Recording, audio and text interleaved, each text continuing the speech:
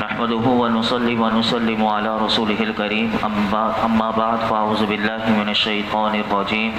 بسم الله الرحمن الرحيم للفقراء الذين احصروا في سبيل الله لا يستطيعون ضربا في الارض يحسبهم الجاهل اغنياء من التعفف تعرفهم بسيماهم لا يسألون الناس الحافا وما تنفقوا من خير فإن الله به علیم۔ اور ان فقیروں کے لیے جو اللہ کے راستے میں روک دیے گئے، وہ زمین میں چل پھر نہیں سکتے، ناواقف انہیں سوال کرنے سے بچنے کی وجہ سے مالدار سمجھتے ہیں، تو تم انہیں ان کی علامات سے پہچان لوگے۔ وہ لوگوں سے لپٹ کر سوال نہیں کرتے، اور تم جو خیرات کرو اللہ اسے جانتا ہے۔ گزشتہ آیات میں آپ نے سنا کہ صدقہ دینے کی ترغیب دی گئی، اب یہاں بتایا جا رہا ہے کہ صدقہ کسے دینا ہے، ان کا بہترین مصرف کون ہے۔ وہ فرمایا کہ اس کے بہترین مصرف وہ فقراء ہیں کہ جنہوں نے اپنی جانوں کو جہاد اور اطاعت الہی کے لیے روک رکھا ہے۔ یہ آیات مبارکہ اللہ رب العالمین نے اہل صفہ کے حق میں نازل فرمائی۔ اہل صفہ وہ میرے آقا کی بارگاہ میں بیٹھنے والے وہ 400 کے قریب صحابہ تھے۔ یہ مکہ مکرمہ سے ہجرت کر کے مدینہ طیبہ آئے تھے۔ یہاں پر نہ ان کا مکان تھا اور نہ ان کا کوئی کنبہ تھا اور نہ کوئی ان کا قبیلہ تھا، اور ان 400 حضرات نے نہ شادی کی تھی۔ ان کے تمام اوقات جو تھے وہ عبادت میں مصروف ہوتے تھے۔ رات میں یہ میرے آقا کی بارگاہ میں قرآن کریم ان کا سیکھنا یہ کام تھا، اور دن کے وقت یہ جہاد کیا کرتے تھے۔ یہی ان کا شب و روز کا معمول تھا۔ یہ کتنے پاکیزہ لوگ ہیں کہ جن کے پاکیزہ دن اور راتیں ایسے گزر رہی ہیں۔ انہی کے لیے اللہ رب العالمین نے یہ آیت مبارکہ نازل کی کہ بہترین مصرف تمہارے یہ ہیں۔ اسی آیت سے علماء نے فرمایا، مفسرین نے، کہ ان حضرات کے سب میں اب آج کے دور میں وہ مشائخ ہیں، وہ علماء ہیں، وہ طلباء ہیں، وہ مبلغین ہیں اور وہ خادمین دین بھی اس آیت میں داخل ہیں کہ جو دینی کاموں میں مشغول رہتے ہیں اور دینی کاموں کی وجہ سے انہیں کمانے کی فرصت نہیں ہوتی۔ اور یہ وہ لوگ ہوتے ہیں کہ جو اپنی عزت اور اپنی وقار، اپنی مروت کی وجہ سے یہ لوگوں کے سے سوال بھی نہیں کرتے، یعنی یہ نہیں کہتے کہ ہم اتنا کام کر رہے تو آپ ہماری مدد کریں، اور یہ اپنے فقر کو، اپنی غریبی کو چھپا کر رکھنے والے ہوتے ہیں، جس کی وجہ سے لوگ یہ سمجھتے ہیں دیندار لوگوں کو کہ ان کا تو بڑا اچھا گزار ہو رہا ہوگا۔ قرآن تو مفسرین فرماتے ہیں، لیکن حقیقت حال جو ہوتی ہے اس کے برعکس ہوتی ہے۔ اگر انسان غور کرے تو اسے پتہ چلے گا کہ ان لوگوں کی زندگی میں مشقت کتنی ہوتی ہیں اور بہت سی علامات ہوتی ہیں کہ جس سے ان کا پتہ چل جائے گا۔ اس میں سے یہ بھی بتایا گیا کہ ایسے لوگوں کے مزاج میں تواضع ہوگا اور انکساری ہوگی، چہرے پر ان کے ضعف کمزوری کے آثار ہوں گے اور بھوک سے ان کا رنگ زرد ہوگا، اور فرمایا کہ ایسے لوگ جو ہوتے ہیں وہ ان کی ہمیں مدد کرنی چاہیے۔ اصحاب صفہ کی یہ آیت مبارکہ نازل کرنے کا مقصد صرف کوئی تاریخی واقعہ اللہ نے بیان نہیں کیا، بلکہ یہ کیونکہ قرآن قیامت تک کے لیے ہدایت ہے، تو فرمایا کہ جو بھی اگر دین سے تم دیکھو کہ جو دین کے کام کرنے والے لوگ ہیں اور دین کو سمجھانے والے لوگ ہیں، تو ان سب کے لیے، ان کی مدد کے لیے قرآن نے ہمیں سکھایا کہ ان کی ہمیں مدد کرنی چاہیے اور ان کے ساتھ بہترین تعاون کرنا چاہیے۔ آگے اللہ رب العالمین نے ارشاد فرمایا، الذین ينفقون اموالهم باللیل والنہار سرا وعلانیۃ فلہم اجرہم عند ربہم ولا خوف علیہم ولا هم يحزنون۔ وہ لوگ جو رات میں اور دن میں پوشیدہ اور اعلانیہ اپنے مال خیرات کرتے ہیں، ان کے لیے ان کا اجر ان کے رب کے پاس ہے، ان پر نہ کوئی خوف ہوگا اور نہ وہ غمگین ہوں گے۔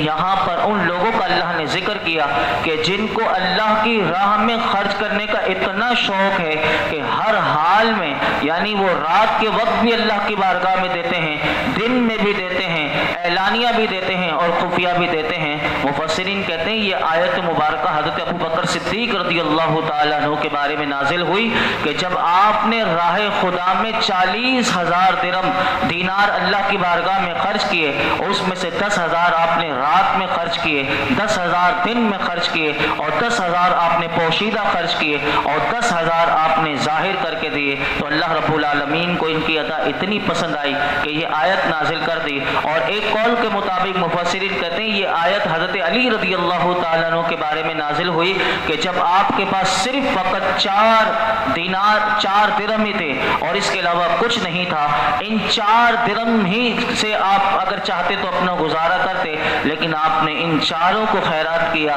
ایک رات کے وقت، ایک دن میں، ایک پوشیدہ، ایک اعلانیہ۔ اللہ کو یہ ادا بھی اتنی پسند آئی کہ مفسرین کہتے ہیں کہ حضرت علی کے بارے میں بھی یہ نازل ہوئی۔ تو اس سے یہ پتہ چلا کہ آیت کریمہ میں رات کے خرچ کو دن کے خرچ سے اور خفیہ خرچ کو اعلانیہ خرچ سے پہلے بیان فرمایا۔ اس میں اشارہ یہ ہے کہ انسان چھپا کر دے یہ افضل ہے، یعنی جب بھی کسی کو اللہ کی راہ میں دے تو چھپا کر دے، یہ افضل ہے۔ اور ان سب خرچ کرنے والوں کو کل قیامت کے دن بارگاہ الہی سے اجر و ثواب بھی ملے گا، اور ان کو یہ بشارت بھی دی گئی کہ جو آج تم اللہ کی راہ میں دو گے، قیامت کے دن تمہیں نہ کوئی خوف ہوگا نہ کوئی غم ہوگا، یہ تمہیں اللہ عزتوں کے تاج تمہیں قیامت کے دن دے گا۔ کیونکہ قیامت کے دن کا خوف کیسا ہوگا، یہ قیامت کی علامات پڑھے، محشر کا میدان سنے کہ کیسا ہوگا، اور اس ایسے میدان میں ایسے لوگ بے خوف ہوں گے اور غمگین بھی نہیں ہوں گے۔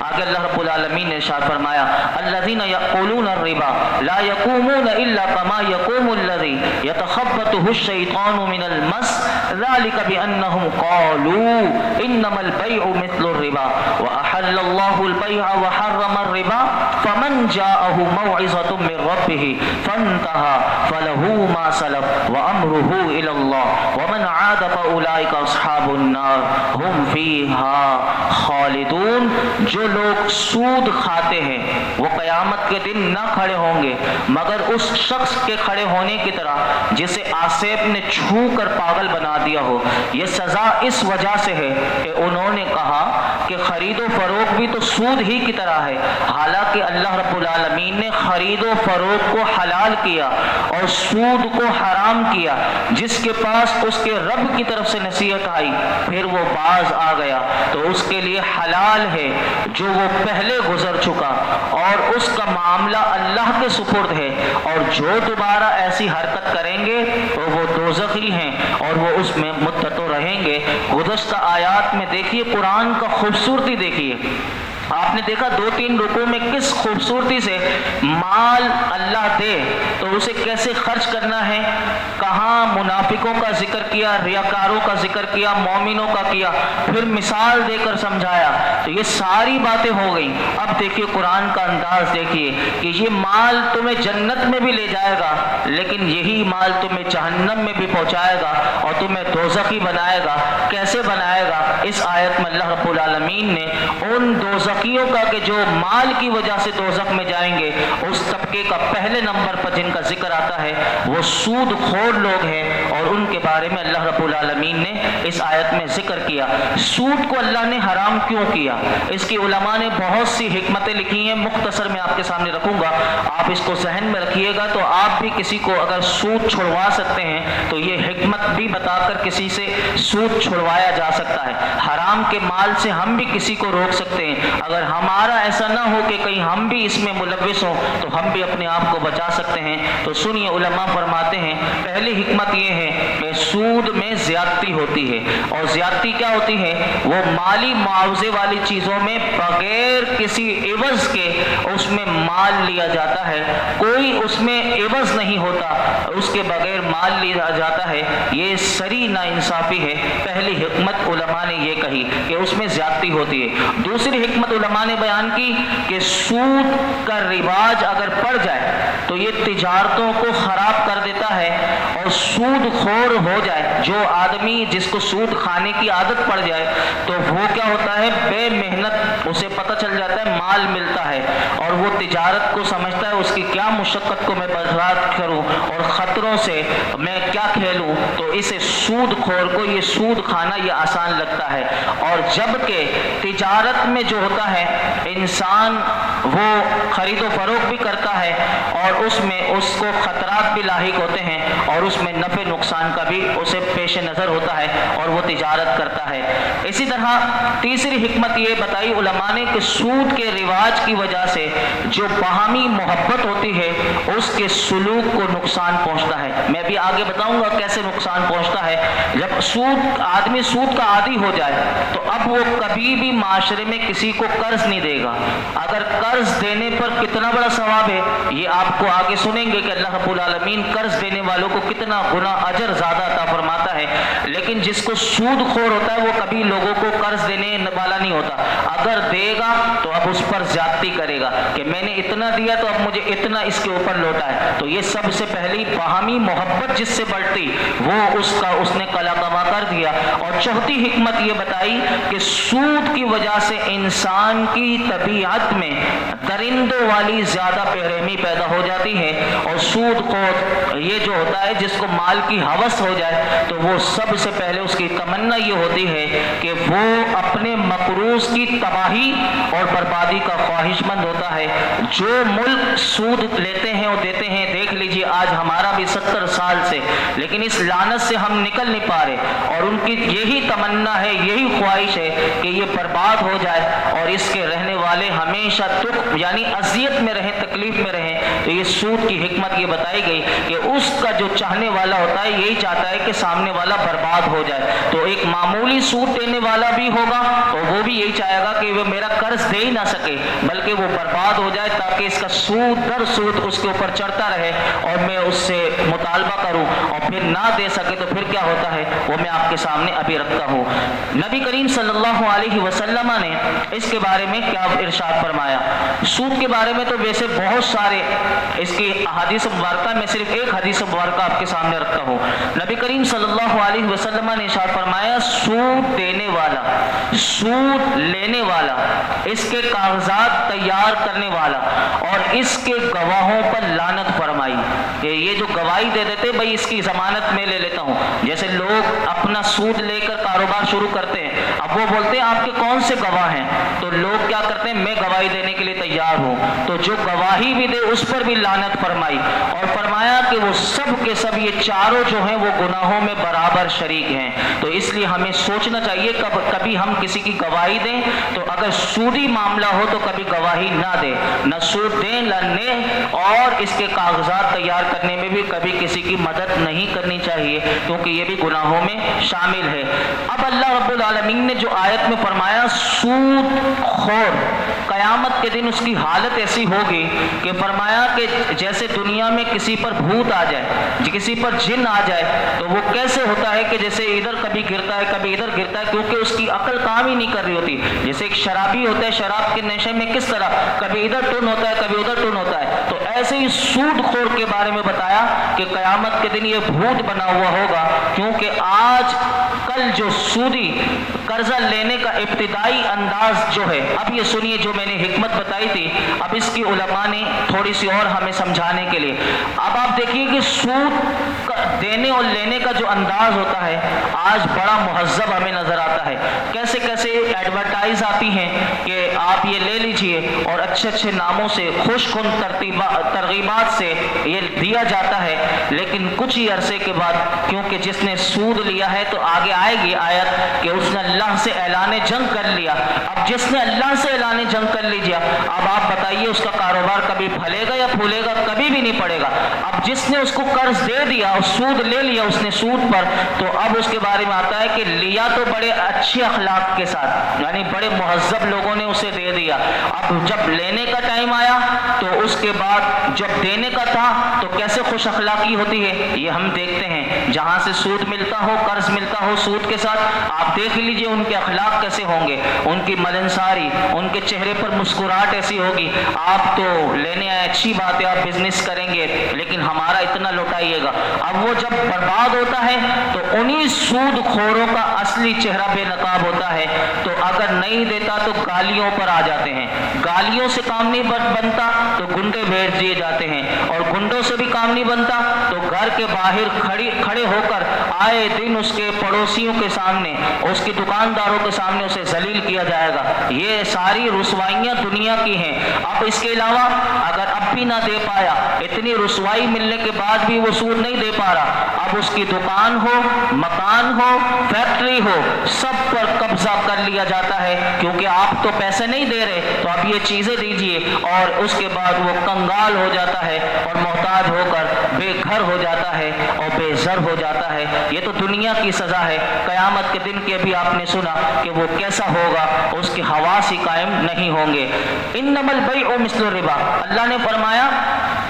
کہ یہ جو لوگ جو ہوتے ہیں، اب یہ وسوسے بھی کیا دیتے ہیں کہ تجارت بھی تو سود کی طرح ہے۔ اب اس کا سنیے جواب کہ جو لوگ سود خور ہوتے ہیں تو ان کے بارے میں بتایا کہ زمانہ اسلام سے پہلے سے لے کر آج تک یہی چلا آ رہا ہے کہ تجارت اور سود میں فرق کیا ہے، تو لوگوں کو یہ فرق بھی سمجھ میں نہیں آتا، دونوں ایک جیسے ہیں۔ تجارت میں کوئی سامان دے کر